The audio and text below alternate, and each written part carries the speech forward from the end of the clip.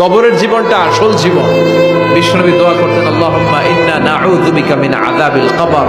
আল্লাহ, আমি আপনার কাছে কবরের আযাব থেকে পানাহ চাই, কবরের আযাব থেকে বাঁচতে চাই। এই কবরের মধ্যে অনেক ফিতনা হবে, অনেক সুয়াল হবে। কবরে প্রশ্ন আছে না নাই? কথা বলেন। প্রথম প্রশ্ন জিজ্ঞেস করা হবে, মার রব্বুক, তোমার রব কে? বলেন, আমাদের রব কে? ওয়া মা দীনুক, তোমার ধর্ম কি?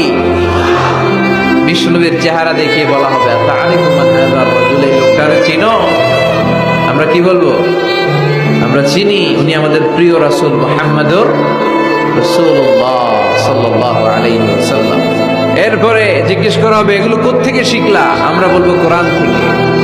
ফায়ুফসাহু লাহু কবরুহু ৭০ যিরাআন। সুন্দর সুন্দর উত্তর করতে পারলে আপনার কবরটারে ৭০ হাত লম্বা করে দেওয়া হবে। ইফতাহু লাহু বাবুন ইলাল জান্নাহ, জান্নাতের দিকে একটা দরজা লাগিয়ে